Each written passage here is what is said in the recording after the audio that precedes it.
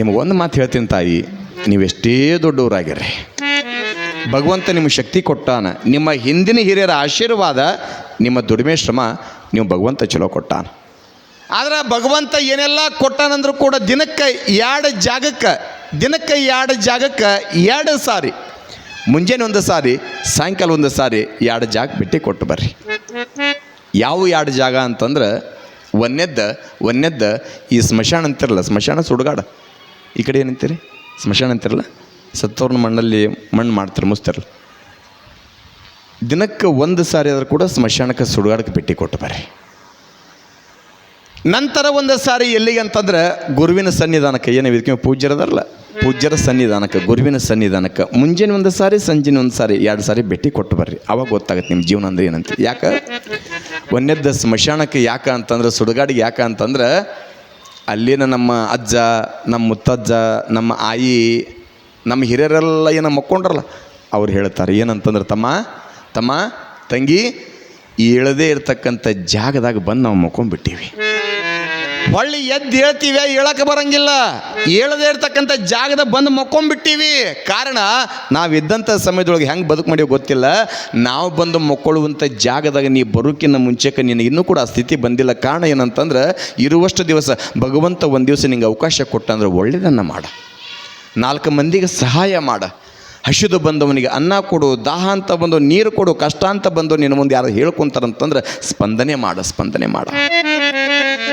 4 ಮಂದಿ ಬೇಕಾಗಿ ಬಂದುಬಿಡುತ್ತಮ್ಮ, ನಾವಿನ್ನೂ ಕೂಡ ನಾವು ಬಂದಂಥ ಜಾಗದೊಳಗೆ ನೀ ಬಂದಿಲ್ಲ, ಬರೋದ್ರೊಳಗಾಗಿ 4 ಮಂದಿ ಬಾಯಿಯೊಳಗೆ ಇದ್ದು ಬಂದುಬಿಡು ಅಂತ ತಿಳ್ಕೊಂಡು ನಮ್ಮ ಪೂರ್ವಜರು ಹೇಳ್ತಾರೆ. ಎರಡನೇದು ಗುರುವಿನ ಸನ್ನಿಧಾನಕ್ಕೆ ಯಾಕೆ ಅಂತಂದ್ರೆ, ಗುರುನಾಥ್ ಅಂತಂತ ತಮ್ಮ ಬೇಕಾದ ಕಷ್ಟ ಬರಲಿ, ಹೆಂಡತಿ ಮುಂದೆ ಹೇಳ್ಕೊಳಕ್ಕಾಲಾರ್ದನ, ಗಂಡನ ಮುಂದೆ ಹೇಳ್ಕೊಳಕ್ಕಾಲಾರ್ದನ, ಬಂಧು ಬಳಗದ ಮುಂದೆ ಹೇಳ್ಕೊಳಕ್ಕಾಲಾರ್ದನ, ತಂದೆ ತಾಯಿಗಳ ಮುಂದೆ ಹೇಳ್ಕೊಳಕ್ಕಾಲಾರ್ದನ, ಮಕ್ಕಳ ಮುಂದೆ ಹೇಳ್ಕೊಳಕ್ಕಾಲಾರ್ದನ, ಅದನ್ನು ಯಾರ ಮುಂದೆ ಕಷ್ಟ ಹೇಳ್ಕೊಳ್ಬೇಕಂದ್ರೆ ಗುರುನಾಥನ ಮುಂದೆ ಹೇಳ್ಕೊಳ್ಬೇಕಂತ. ಗುರುನಾಥನ ಮುಂದೆ ಯಾಕೆ ಹರ ಮುನಿದರೆ ಗುರು ಕಾಯುವ, ನಾ ಅದನ್ನೇನು ತಿಳ್ಕೊಂಡು ಎದಕ್ಕೆ ಗುರುನಾಥ ಇರ್ತಾನೆ ತಿಳ್ಕೊಂಡು ದಿನಕ್ಕೆ 2 ಜಾಗ ಭೇಟಿ ಕೊಟ್ಟು ಬರ್ರಿ. ಗಳಸ್ರಿ ಗಳಸಕ್ಕೆ ಬೇಡ, ನಂಗೆ ಗಳಿಸಬೇಕಾ, ದುಡಿಯಬೇಕು. ದುಡಿಲ್ಲ ನಡೆಯಂಗಿಲ್ಲ. ಆದರೆ ದುಡಿಯೋದ್ರ ಜೊತೆಗೆ ಒಂದಿಷ್ಟು ನಮ್ಮ ಮಕ್ಕಳಿಗೆ ಸಂಸ್ಕಾರ. ತಂದೆ ಅಂದರೆ ಯಾರು, ತಾಯಿ ಅಂದರೆ ಯಾರು, ಅಜ್ಜ ಅಂದರೆ ಯಾರು, ಅಮ್ಮ ಅಂದರೆ ಯಾರು, ಗುರುಗಳು ಅಂದರೆ ಯಾರು, ಮಕ್ಕಳಿಗೊಂಚೂರು ಶಾಲೆಯ ಸಂಸ್ಕಾರ ಕೊಡೋದ್ರ ಜೊತೆಗೆ ಪರಿವಾರದ ಸಂಸ್ಕಾರವನ್ನು ಕೂಡ ಕೊಡಬೇಕು. ನಾವು ಏನೂ ತಂದಿಲ್ಲ, ಏನೂ ಒಯ್ಯಂಗಿಲ್ಲ, ಹಂಗೆ ಬಂದೀವಿ, ಹಂಗೆ ಹೋಗಿಬಿಡ್ತೀವಿ. ಖಾಲಿ ಹಾತ್ ಮೇ ಆಯಾಗ, ಖಾಲಿ ಹಾತ್ ಮೇ ಜಾಯಾಗ. ಬರ್ಬೇಕಾದ್ರೂ ಕೂಡ ಬರೇ ಕೈಲಿ ಬಂದೀವಿ, ಹೋಗ್ಬೇಕಾದ್ರೂ ಕೂಡ ಬರೇ ಕೈಲಿ ಹೋಗ್ತೀವಿ. ಯಾವುದೂ ಕೂಡ ಬರಲ್ಲ. ಗಂಡ ಹೆಂಡತಿ ಬಂಧು ಬಳಗ ಮಕ್ಕಳು ಯಾರು ಕೂಡ ಬರೋದಿಲ್ಲ. ಎಷ್ಟು ಆಶ್ಚರ್ಯ ಅಂತಂದ್ರೆ, ಅಗಸ ನೀರೊಳಗಿದ್ದು ಬಾಯಾರಿ ಸತ್ತಂತೆ ತಮ್ಮೊಳಗಿರ್ದ ಮಹಾಗಣವನ್ ಅರಿಯರ ಚನ್ನಮಲ್ಲಿಕಾರ್ಜುನ. ಇದು ಒಂದು ಮಾತು ಹೇಳ್ತಾರೆ ಕೊನೆ ನುಡಿಯೊಳಗೆ ಅಕ್ಕ ಮಹಾದೇವಿ, ತಮ್ಮ ನಿನ್ನೊಳಗೊಂದು ಮಹಾಗಣ ಅದ, ಆ ಮಹಾಗಣವನ್ನು ಅರಿಬೇಕು. ಹೆಂಗೆ ಅರಿಬೇಕು? ಯಾರೋ ಅಗರ್ಭ ಶ್ರೀಮಂತ, ಬರೀ ಶ್ರೀಮಂತ ಅಲ್ಲ, ಅಗರ್ಭ ಶ್ರೀಮಂತ, ಮನೆ ಮೇಲೆ ಮನೆ ಕಟ್ಟ್ಯಾನ, 4 ಮನೆ ಮಾಲಕ್ಕಾಗ್ಯಾನ, ಮನೆಯೊಳಗೆ ಕೋಟಿಡ್ಲೆ ದುಡ್ಡು ಇಟ್ಟಾನ, ಬೆಳ್ಳಿ ಬಂಗಾರ ಅಂಕರ ಜಗ್ಗೈತೆ, ಸಂಪತ್ತು ಜಗ್ಗೈತೆ, ಏನೆಲ್ಲವೂ ಕೂಡ ಭಾಳ ಐತೆ. ಭಗವಂತ ಎಲ್ಲ ಪೂರ್ವಜರ ಪುಣ್ಯದ ಎಲ್ಲ ಸುಖವಾಗಿದ್ದಾನ. ಆದ್ರೆ ಆತನ ಜೊತೆಗೆ 3 ಮಂದಿ ಗೆಳೆಯರು ಇರ್ತಿದ್ರು ಸದಾವಕಾಲ. ಒಬ್ಬವಂಕರ ಅವ್ನು ಬಿಟ್ಟಿರ್ತಿದ್ದಿಲ್ಲ, ಸದಾವಕಾಲ ಅವನ ಜೊತೆಗೆ ಇರ್ತಿದ್ದ. ಕುಂತ್ರವನ ಜೊತೆಗೆ, ಉಂಡ್ರವನ ಜೊತೆಗೆ, ಒಟ್ಟವನ ಜೊತೆಗೆ ಅಡ್ಡಾಡ್ತಿದ್ದ. ಆಶ್ಚರ್ಯ ಏನು ಅಂತಂದ್ರೆ, ಎಲ್ಲಿ ಸಕ್ಕರೆ ಇರ್ತೈತಿ ಅಲ್ಲಿ ಇರಿ ಬಿರ್ತಾವ, ಎಲ್ಲಿ ಬೆಲ್ಲ ಇರ್ತೈತಿ ಅಲ್ಲಿ ಇರಿ ಬರ್ತಾವ. ಸಕ್ರೆ ಇರಿ ಬಿರ್ಲಾರ್ದಲ್ಲಿ ಬೆಲ್ಲ ಬಾ ಅಂದ್ರೆ ಬರಂಗಿಲ್ಲ, ಅಲ್ಲಿ ಇರಿ ಬರಂಗಿಲ್ಲ. ಯಾಕೆ ಹಂಗೆ ನಿನ್ನಲ್ಲಿ ಎಲ್ಲಿ ತನಕ ಹಿಂಗೆ ಕೊಡುವಂಥ ಶಕ್ತಿ ಇತ್ತೆ ಅಲ್ಲಿ ತನಕ ನಿನ್ನವ್ರು, ನನ್ನ ತಮ್ಮ, ನಮ್ಮ ಅಣ್ಣ, ನಮ್ಮ ಬಂಧು, ನಮ್ಮ ಬಳಗ ಅಂತ ತಿಳ್ಕೊಂಡು ಭಾಳ ಮಂದಿ ಬರ್ತಾರೆ. ನಿನ್ನಲ್ಲಿ ಯಾವಾಗ ಕೊಡೋದು ಹಿಂಗೆ ಕೊಡುವಂಥ ಮನುಷ್ಯ ಹಿಂಗೆ ಬೇಡಕತ್ತಲ್ಲ, ನೀನು ನೋಡಿ ದೂರ ಸರಿತ ಕೆಳಗೆ ಬಂದಲೇವ ಅಂಥೇಳಿ. ತಮಾಷೆ. ಆಶ್ಚರ್ಯ ಏನು ಅಂತಂದ್ರೆ, ಜಗ್ಗ ಸಂಪತ್ತಿದ್ದ, ಭಗವಂತ ಭಾಳ ಕೊಟ್ಟಿದ್ದ. 3 ಮಂದಿ ಗೆಳೆಯರೇನು ಗಳಿಸಿರ್ಬೇಕಾದ್ರೆ ಆತ ಅನ್ಕೊಂಡಿದ್ದ ನನ್ನ ಜೊತೆ ಇವರೆಲ್ಲ ಬರ್ತಾರಂಥೇಳಿ. ಅಕಲ್ಪಿಕವಾಗಿ ಕಬ್ಬೂರು ಅಂತಕ್ಕಂಥ ಪಟ್ಟಣದೊಳಗೆ ಬಂದ. ಅಲ್ಲಿ ಒಂದು ಸ್ವಲ್ಪ ಏನೋ ಒಂದಿಟ್ಟು ಜಗಳ ನಡೆದಿತ್ತು. ಜಗಳ ನಡೆದಾಗ ಆ ಜಗಳ ನೋಡ್ಕೊಂತ ನಿಂತ್ಕೊಂಡಿವ. ಅದು ಎಲ್ಲಿಗೆ ಬಂತು ಅಂತಂದ್ರೆ ಬಾಯಿ ಹೋಗಿ ಕೈ ಹೋಗಿ ಒಂದು ರುಂಡು ಕೆಳಗೆ ಬಿತ್ತಲ್ಲಿ. ಯಾವಾಗ ರುಂಡು ಬಿತ್ತು ಇವ ನೋಡ್ಕೊಂತ ನಿಂತ್ಕೊಂಡು ಇದ್ದವರೆಲ್ಲ ಓಡಿ ಹೋದ್ರು. ಪೊಲೀಸರು ಬಂದು ಕೂಡಲೇ ಹೆಣ ಬಿದ್ದಿತ್ತು ನೋಡಿ ಅವರು ಅಂದರು ಯಾರು ಮಾಡ್ಯಾರ ಗೊತ್ತಿಲ್ಲ. ಇವ್ನು ನೋಡಿದ್ರು ಬಹುಶಃ ಇವನ ಮಾಡಿರ್ಬೇಕಂತ ತಿಳ್ಕೊಂಡು ಅವ್ನು ತೊಗೊಂಡೋಗಿ FIR ಮಾಡಿ ಜಡ್ಜ್ ಮುಂದೆ ನಿಲ್ಲಿಸಿದಾಗ ಜಡ್ಜ್ ಅಂದರು ತಮ್ಮ ಕೊಲೆಯನ್ನು ನೀನಾ ಮಾಡಿಯಾ, ಕೊಲೆ ನೀನಾ ಮಾಡಿ ಅಂದಾಗ ಒಂದು ಇಲ್ರಿ ನನಗೆ ಗೊತ್ತಿಲ್ಲ, ಅವ ಯಾರು ನನಗೆ ಗೊತ್ತಿಲ್ಲ, ಅದಕ್ಕೆ ನಂಗೆ ಸಂಬಂಧ ಇಲ್ಲ, ನಾ ಕೊಲೆ ಮಾಡಿಲ್ಲ, ನನಗದಕ್ಕೆ ಏನೂ ಸಂಬಂಧನೇ ಇಲ್ಲ ಅಂದ್ಕೊಳ್ಳೆ ಜಡ್ಜ್ ಅಂದರು ಇಲ್ಲ ತಮ್ಮ ನೀ ಕೊಲೆ ಮಾಡಿ ಅಂತ ತಿಳ್ಕೊಂಡು, ಯಾಕೆ ಆಗಿನ ಸಮಯದೊಳಗೆ ಇದ್ದವ್ ನೀನ ಅಲ್ಲೇ ಮತ್ತೆ ಯಾರೂ ಇಲ್ಲ, ಹೀಗಾಗಿ ಕೊಲೆ ನೀನಾ ಮಾಡಿಯಾ, ನಿನ್ನನ್ನು ಗಲಿಗೇರಿಸ್ತೀನಿ ಅಂದ್ರೆ ಅವರು. ಅಂದ್ಕೊಳ್ಳಿ ಅವಂದ ಕರೆ ಹೇಳ್ತೇನೆ ರೀ, ಅವ ಯಾರಂತ ನನಗೆ ಗೊತ್ತಿಲ್ಲ, ಅದಕ್ಕೆ ನಂಗೆ ಸಂಬಂಧ ಇಲ್ಲ, ನಾನು ನಿರಪರಾಧಿ ಇದ್ದೀನಿ, ನನ್ನ ಬಿಟ್ಟು ಬಿಡ್ರಿ ಅಂದ್ಕೊಳ್ಳಿ ಜಡ್ಜ್ ಅಂದರು ಹಂಗಾರೆ ನೀನು ನಿರಪರಾಧಿ ಹೌದಲ್ಲಪ್ಪ, ನೀ ಕೊಲೆ ಮಾಡಿಲ್ಲ ಹೌದಲ್ಲ, ಹಾಗಾದರೆ ಏನು ಅಂತಂದ್ರೆ ನಿನ್ನ ಪರವಾಗಿ ಯಾರಾದರೂ ಕೂಡ ಒಬ್ಬರು ಬಂದು ಇವಾಗ ಕೊಲೆ ಮಾಡಿಲ್ರಿ, ಇವ ನಿರಪರಾಧಿ ಅದನ್ನು ತಿಳ್ಕೊಂಡು ಹೇಳಿಬಿಟ್ರೆ ಸಾಕು, ನಿನ್ನ ಗಲ್ ಶಿಕ್ಷೆಯಿಂದ ಪಾರು ಮಾಡಿಬಿಡ್ತೀನಿ. ಇವ ಅಂದ್ಕೊಂಡ ಒಬ್ರಲ್ಲ 3 ಮಂದಿ ಕರ್ಕೊಂಬರ್ತೀನಿ 3 ಮಂದಿ ಕರ್ಕೊಂಬರ್ತೀನಿ ಅಂದಾಗ ಸರಿ ಹಂಗಾದ್ರೆ ಹೋಗೋಣತ್ತಿಗೆ ಸೀದಾ ಮನೆಗೆ ಬಂದ. ತನ್ನ ಜೊತೆಗೇನು ಒಂದೇ ಗೆಳೆಯ ಇದ್ನಲ್ಲ ಅವ ಸದಾಕಾಲ ಅವನ ಜೊತೆಗೆ ಇರ್ತಿದ್ದ.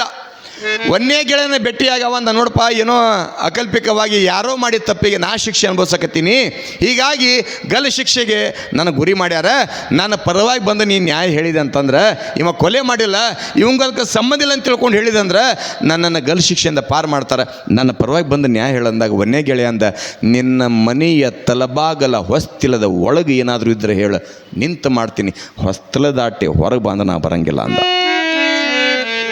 ನಿನ್ನ ಮನೆಯ ತಲಬಾಗಿಲ ಹೊಸ್ತಿಲದ ಒಳಗೆ ಏನು ಬೇಕಾದೇಳ ಮನೆಯ ಕಾರ್ಯವನ್ನು ನಾನು ಮಾಡ್ತೀನಿ, ಮನೆಯ ಹೊರಗಿಂದ ತಲಬಾಗಿಲಿಂದ ಹೊರಗೆ ಬಾ ಅಂದ್ರೆ ನಿನ್ನ ಪರವಾಗಿ ನಾ ಬರಂಗಿಲ್ಲ ಅಂದ. ಇವ ದಿನ ಇರವ ಯಾಣೆದವ ತಿಂಗಳದಾಗ ಒಂದು ಸಾರಿ ಭೇಟಿ ಆಗ್ತಿದ್ದ. ತಿಂಗಳದಾಗ ಒಂದು ಸಾರಿ ಭೇಟಿ ಆಗ್ತಕ್ಕಂಥ ಗೆಳೆಯನ ಕೇಳಿದ ಮತ್ತು ಹಿಂಗಪ್ಪ ಮತ್ತು ಕುತ್ತಿಗೆ ಬಂದೈತಿ, ಹಿಂಗೆ ನನ್ನ ಪರವಾಗಿ ನೀ ಬಂದು ನ್ಯಾಯ ಹೇಳಿದೆ ಅಂತಂದ್ರೆ ನನ್ನನ್ನು ಬಿಟ್ಟು ಬಿಡ್ತಾರ ಬಾ ಅಂದಾಗ ಎಣೆ ಗೆಳೆ ಹೇಳಿದ ಕೋರ್ಟ್ ಬಾಗಲ್ ತನಕ ಬರ್ತೀನಿ, ಆದರೆ ಕೋರ್ಟಿನ ಒಳಗೆ ಬಾ ಅಂದ್ರೆ ನನ್ನಿಂದ ಆಗೋದಿಲ್ಲ. 3ನೇ ಗೆಳೆಯ ವರ್ಷಕ್ಕೆ 1 ಸಾರಿ ಭೇಟಿ ಹಾಕಿದ್ದ. ವರ್ಷಕ್ಕೆ 1 ಸಾರಿ ಭೇಟಿ ಆಗ್ತಕ್ಕಂಥ ಗೆಳೆಯನಿಗೆ ಯಾಕೆ ಕುತ್ತಿಗೆ ಬಂದೈತಿ ಯಾರಾದ್ರೇನು ಕೇಳ್ಬೇಕಂತ ತಿಳ್ಕೊಂಡು 3ನೇ ಗೆಳೆಯನ ಹೋಗಿ ಕೇಳಿದೆ, ಮತ್ತು ಹಿಂಗಪ್ಪ ಕುತ್ತಿಗೆ ಬಂದೈತಿ, ನನ್ನ ಗಲ್ ಶಿಕ್ಷೆ ಹಾಕಕತ್ತಾರ, ನಾನು ಪರವಾಗಿ ಬಂದು ನ್ಯಾಯ ಹೇಳಿದೆ ಅಂದ್ರೆ ನಾನು ಬಿಡುಗಡೆ ಮಾಡ್ತಾರೆ, ಬಾ ಹೇಳ್ಬಾ ಅಂದಾಗ 3ನೇ ಗೆಳೆಯನಂತ ಕೋರ್ಟ್ ಅಲ್ಲ, ಹೈಕೋರ್ಟ್ ಅಲ್ಲ, ಸುಪ್ರೀಂ ಕೋರ್ಟ್ ಆದರೂ ಕೂಡ ನಿನ್ನ ಪರವಾಗಿ ಬಂದು ನಾನು ನ್ಯಾಯ ಹೇಳ್ತೇನೆ ಬಾ ಅಂತ ತಿಳ್ಕೊಂಡು ಹೇಳಿದ. ವರ್ಷಕ್ಕೂ 1 ಸಾರಿ ಭೇಟಿ ಆಗವ, ದಿನ ಭೇಟಿ ಆಗವಲ್ಲ, ತಿಂಗಳು ಭೇಟಿ ಆಗವಲ್ಲ, ವರ್ಷಕ್ಕೆ 1 ಸಾರಿ ಭೇಟಿ ಆಗ್ತಕ್ಕಂಥ ಗೆಳೆ ಹೋಗಿ ಕೋರ್ಟ್ನೊಳಗೆ ಇವನು ಪರವಾಗಿ ನ್ಯಾಯ ಹೇಳಿದ, ಗಲ್ ಶಿಕ್ಷೆಯಿಂದ ಪಾರು ಮಾಡಿದ್ರು, ಬದುಕಿ ಮನೆಗೆ ಬಂದ. ಇದರೊಳಗೆ ಏನೈತ್ರಿ ಅಂತ ಅರ್ಥ ಅಂತ ಒಂದು ಕ್ಷಣ ವಿಚಾರ ಮಾಡಿದ್ರೆ, ನೀವು ಎಲ್ಲರೂ ಕೂಡ 3 ಮಂದಿ ಗೆಳೆಯರನ್ನ ಗಳಿಸೀವಿ. 1ನೇ ಗೆಳೆಯ ಮನೆ ಒಳಗೆ ಮಾತ್ರ ನಾ ಇರ್ತೀನಿ, ಮನೆ ಒಳಗೆ ಬೇಕಾದ ಹೇಳ, ಮನೆ ಒಳಗಿನ ಕಾರ್ಯ ನಾ ಮಾಡ್ತೀನಿ, ಹೊಸ್ತಿಲ್ ದಾಟಿ ಬರಂಗಿಲ್ಲ ಅಂತ ತಿಳ್ಕೊಂಡು ಹೇಳ್ತಕ್ಕಂಥ 1ನೇ ಗೆಳೆಯ ಯಾರು ಅಂತಂದ್ರೆ ಗಳಿಸಿರುವಂಥ ಸಿರಿ ಸಂಪತ್ತು, ಬೆಳ್ಳಿ ಬಂಗಾರ ಮುತ್ತು ರತ್ನ ವಜ್ರ ವೈಡೂರಿ ಏನೈತಲ್ಲ ಇದು 1ನೇ ಗೆಳೆಯ. ಗಳಿಸಿರುವಂಥ ಸಿರಿ ಸಂಪತ್ತು ಇದು ಯಾವುದಕ್ಕೂ ನಮ್ಮ ಜೊತೆ ಬರುವುದಿಲ್ಲ. ಈತ ಯಾರು ಅಂದ್ರೆ 1ನೇ ಗೆಳೆಯ.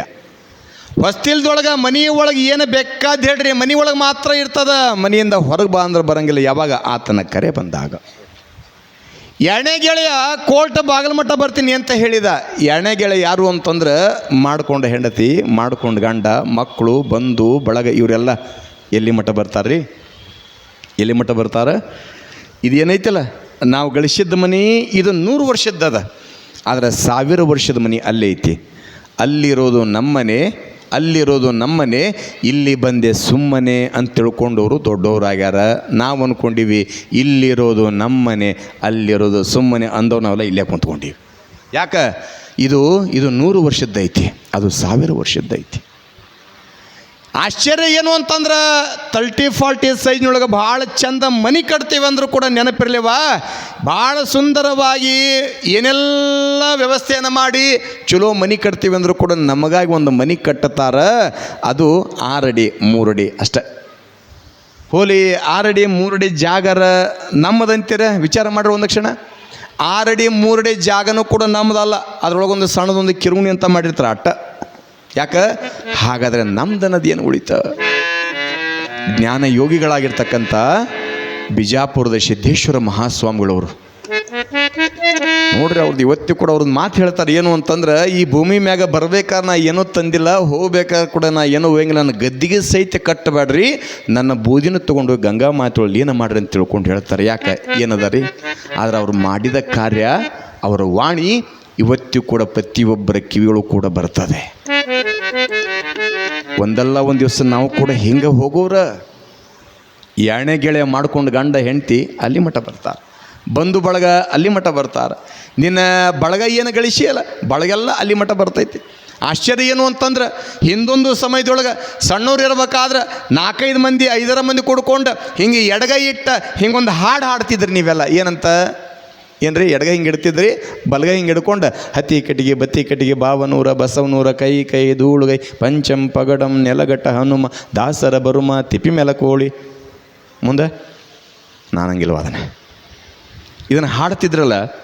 ಈ ಹಾಡು ಬರೀ ಹಾಡಲ್ಲ, ಈ ಹಾಡಿನೊಳಗೆ ನಮ್ಮ ಇಡೀ ಜೀವನವೇ ಐತಿ. ನಾವು ಎಷ್ಟು ಮಂದಿ ಬಂಧು ಬಳಗ ಗಳಿಸ್ತೀವಿ, ಎಷ್ಟು ಮಂದಿ ನಾವು ನಮ್ಮ ಹಿಂದೆ ಬರ್ತಾರ ಅನ್ನೋದು ಈ ಹಾಡಿನೊಳಗೆ ಭಾಳ ಚಂದ ಐತೆ. ಅದನ್ನು ನಾಳಿನ ದಿವಸ ಕೇಳೋಣ ಅದರ ಅರ್ಥನ. ಕಾರಣ ಏನು ಅಂತಂದ್ರೆ, ಎಣ್ಣೆ ಗೆಳೆ ಅಲ್ಲಿ ಮಠ ಮಾತ್ರ ಬರ್ತಾನೆ. ವರ್ಷಕ್ಕೆ ಒಂದು ಸಾರಿ ಭೇಟಿ ಆಗ್ತಕ್ಕಂಥ 3ನೇ ಗೆಳೆ ಅದು ಯಾರು ಅಂದ್ರೆ, ಹೆಂಗೆ ಪೂಜ್ಯರದಾರ, ಪೂಜ್ಯರನ್ನ ಮನೆಗೆ ಆಗಾಗ ವರ್ಷದಾಗ ಒಂದು ಸಾರಿ ಕರೆಸಿದಾಗ ಗುರುಗಳು ಹೇಳ್ತಾರೆ, ತಮ್ಮ ಲಿಂಗ ಪೂಜೆ ಮಾಡಿಯಲ್ಲ, ಇಲ್ಲ ಬಿಟ್ಟು ಲಿಂಗ ಏನು ಕಟ್ಟ ಬಾ ಅಂತ ತಿಳ್ಕೊಂಡು ಕರೆದು ಲಿಂಗ ದೀಕ್ಷೆ ಮಾಡಿಸಿ ಅಂಗದೊಳಗೆ ಲಿಂಗವನ್ನು ಕೊಟ್ಟು ಹೇಳ್ತಾರೆ, ತಮ್ಮ ನಿನ್ನ ಜೊತೆಗೆ ಕೊನೆಯದಾಗಿ ನಿನ್ನ ಜೊತೆಗೆ ಶಾಶ್ವತವಾಗಿ ಬರುವಂಥದ್ದು ಯಾವುದು ಅಂದ್ರೆ ಬೆಳ್ಳಿ ಬಂಗಾರ ವಜ್ರ ವೈಡೂರ್ಯ ಹೊಲ ಮನಿ ಯಾವುದೂ ಕೂಡ ಬರುವುದಿಲ್ಲ. ನಿನ್ನ ಜೊತೆಗೆ ಕೊನೆಯದಾಗಿ ಶರೀರದ ಜೊತೆಗೆ ಬರುವಂಥದ್ದು ಯಾವುದು ಅಂತಂದ್ರೆ ಈ ಲಿಂಗಯ್ಯ ಬರ್ತೈತಮ್ಮ, ಈ ಲಿಂಗಯ್ಯನನ್ನು ಬಿಡಬೇಡ, ಈ ಲಿಂಗಯ್ಯನನ್ನು ಗಟ್ಟಿಯಾಗಿ ಪೂಜೆ ಮಾಡು. ಯಾಕಂದ್ರೆ ಲಿಂಗಯ್ಯನ ಕಳಿತು ಅಂತಂದ್ರೆ, ಲಿಂಗಯ್ಯ ಹೋದ ಅಂದ್ರೆ ಪ್ರಾಣ ಹೋತಿರ್ತಕ್ಕಂಥ ಭಾವನೆ ಇರ್ಬೇಕಂತ ತಿಳ್ಕೊಂಡು ಅಂಗದ ಲಿಂಗವನ್ನು ಕಟ್ಟಿ ಲಿಂಗ ಪೂಜೆ ಮಾಡಂತ ತಿಳ್ಕೊಂಡು ಗುರುಗಳು ಕೊಟ್ಟು ಹೋದಾಗ ಅವ್ರ ಮಾತು ಕೇಳಿ ವರ್ಷದಾಗ ಒಂದು ಸಾರಿ ಮಾಡಿರ್ತಕ್ಕಂಥ ಲಿಂಗ ಪೂಜೆ, ಆ ಲಿಂಗಯ್ಯ ಮಾತ್ರ ನಮ್ಮ ಜೊತೆಗೆ ಬರ್ತಾನೆ. ಎಲ್ಲಿ? ಶಿವನ ಸನ್ನಿಧಾನದೊಳಗೆ. ಯಪ್ಪ, ಕಬ್ಬೂರು ಗ್ರಾಮದೊಳಗೆ ಮಲ್ಲಿಕಾರ್ಜುನ ಜಾತ್ರೆ ಒಳಗೆ ಬಸವ ಜಯಂತಿ ನಿಮಿತ್ತವಾಗಿ ನಡೀತಾ ಇರ್ತಕ್ಕಂಥ ಪ್ರತಿ ವರ್ಷ ಕೂಡ ನಡೀತಾ ಇರುವಂಥ ಕಾರ್ಯಕ್ರಮದೊಳಗೆ ಮುಂದೆ ಇರ್ತಿದ್ದ, ಪಾಲ್ಗೊಳ್ತಿದ್ದ, ಕಸ ಹೊಡಿತಿದ್ದ, ಹಾಳಿ ಹಾಸ್ತಿದ್ದ, ನೀಡ್ತಿದ್ದ, ಉಂಡ್ ಮ್ಯಾಗ ಪಾತ್ರೆ ತೊಳಿತಿದ್ದ. ಯಪ್ಪ, ಧರ್ಮದ ಕಾರ್ಯ ಮಾಡ್ಯಾನ, ಒಳ್ಳೆ ಕಾರ್ಯ ಮಾಡ್ಯಾನ, ಇಂಥ ಧರ್ಮದ ಕಾರ್ಯದೊಳಗೆ ಪುಣ್ಯ ಕೆಲಸ ಮಾಡ್ಯಾನ, ಹೊಳ್ಳಿ ಮತ್ತೆ ಮುಂದಿನ ಜನ್ಮ ಕೊಡು ಅಂತ ತಿಳ್ಕೊಂಡು ಬಂದು ಹೇಳುವಂಥದ್ದು ಯಾವುದಂದ್ರೆ ಗುರು ಕೊಟ್ಟಂಥ ಇಷ್ಟಲಿಂಗಯ್ಯ ಶಿವನ ಸನ್ನಿಧಾನದಾಗ ಹೇಳಿದಾಗ ಹೊಳ್ಳಿ ಮತ್ತೆ ಮುಂದಿನ ಜನ್ಮದೊಳಗೆ ನಾವು ಏನಾಗ ಹುಟ್ಟಿ ಬರ್ತೀವಿ ಗೊತ್ತಿಲ್ಲ. ಕಾರಣ ಏನು ಅಂತಂದ್ರೆ, ಈ ಜನ್ಮದೊಳಗೆ ಮುಂದಿನ ಜನ್ಮ ಬಿಟ್ಟರೆ ಹೋಲತ್ತಾಗ ಹರಪೂಜೆ ಗುರು ಸೇವೆ ವರಪುಣ್ಯವಿಲ್ಲದೆ ಬರಿದೆ ಸುಖ ಭೋಗ ದೊರಕೋದುಂಟೆ ಆತ್ಮ. ಸುಮ್ಮನೆ ಬಾ ಅಂದ್ರೆ ಬರಂಗಿಲ್ಲ. ಹರಪೂಜೆ ಇರಬಹುದು, ಗುರು ಸೇವೆ ಇರಬಹುದು, ಹಿಂದಿನ ಜನ್ಮ ಮಾಡಿರ್ತಕ್ಕಂಥ ಪುಣ್ಯದಿಂದ ಬರ್ತಂತ. ನಾವು ಮಾಡಿದ ಪುಣ್ಯ ನಮ್ಮ ಮಕ್ಕಳಿಗೆ ತಟ್ಟತೈತಿ, ಮಕ್ಕಳು ಮಾಡಿದ ಪುಣ್ಯ ಮೊಮ್ಮಕ್ಕಳಿಗೆ ತಟ್ಟತೈತಿ. ನಾವು ಚಲೋ ಸಂಸ್ಕಾರವಂತರಾಗಿದ್ವಿ ಅಂತಂದ್ರೆ ನಮ್ಮ ಮನೆತನ ಸಂಸ್ಕಾರವಂತಾಗಿರ್ತೈತಿ. ಮನೆತನ ಸಂಸ್ಕಾರವಾಗಿತ್ತಂತಂದ್ರೆ ಓಣಿ ಸಂಸ್ಕಾರಯುತವಾಗಿರ್ತೈತಿ. ಓಣಿ ಸಂಸ್ಕಾರಯುತವಾಗಿತ್ತಂದ್ರೆ ಊರು ಸಂಸ್ಕಾರಯುತವಾಗಿರ್ತೈತಿ. ಯಾಕೆ? ಒಟ್ಟಾರೆ ಬೇಕಾಗಿರೋದೇನು ಅಂತಂದ್ರೆ ಆಚಾರ ವಿಚಾರ ಪರಮ ಪಾಲನೆಯನ್ನು ಮಾಡ್ಕೊಂಡು ಬರಬೇಕಂತ. ನಮ್ಮ ಜೊತೆ ಕೊನೆಯದಾಗಿ ಬರೋದು ಇಷ್ಟಲಿಂಗ. ಅದಕ್ಕೆ ಅಕ್ಕ ಮಹಾದೇವಿ ಅಂದ್ಲು, ಹಗಲು 4 ಜಾವ ಅಸನ್ಯಕ್ಕೆ ಕುದಿವರು, ಇರುಳು 4 ಜಾವ ವ್ಯಸನಕ್ಕೆ ಕುದಿವರು. ಅಗಸ ನೀರೊಳಗಿದ್ದು ಬಾಯಾರಿ ಸತ್ತಂತೆ, ತಮ್ಮೊಳಗಿರ್ದ ಮಹಾಗಣವನ್ನು ಅರಿಯರ ಚೆನ್ನ ಮಲ್ಲಿಕಾರ್ಜುನನು ಹಂಗೆ ನಮ್ಮೊಳಗಿರ್ತಕ್ಕಂಥ ಮಹಾಗಣ ಅದು ಜೀವಾತ್ಮ, ಅದು ಗುರು ಕೊಟ್ಟಂಥ ಇಷ್ಟಲಿಂಗನಿಗೆ ಸಂಬಂಧ ಅಂತಕ್ಕಂಥ ಮಾತನ್ನು ಅಕ್ಕ ಮಹಾದೇವಿ ಹೆಂಗೆ ಹೇಳ್ತಾಳೆ. ಭಕ್ತಿಯಿಂದ ಬರುವುದದ, ಭಕ್ತಿಯಿಂದ ನಡ್ಕೊಳ್ಳೋದ್ರ ಜೊತೆಗೆ ಆತನನ್ನು ಒಲಿಸ್ಕೊಳ್ಳೋದದ. ಆತನ ಬರೀ ಹಂಗೆ ಒಲಿಸ್ಕೊಳ್ಳೋದಲ್ಲ, ಸದಾವಕಾಲ ಆತನ ಪೂಜೆ ಮಾಡೋದ್ರ ಮುಖಾಂತರವಾಗಿ ಶಿವನನ್ನು ಒಲಿಸ್ಕೊಳ್ಬೇಕಂತಕ್ಕಂಥ ವಚನವನ್ನು ಬಹಳ ಸುಂದರವಾಗಿ ಅಕ್ಕ ಮಹಾದೇವಿ ತಿಳಿಸ್ಕೊಂಡು ಬರ್ತಾಳೆ.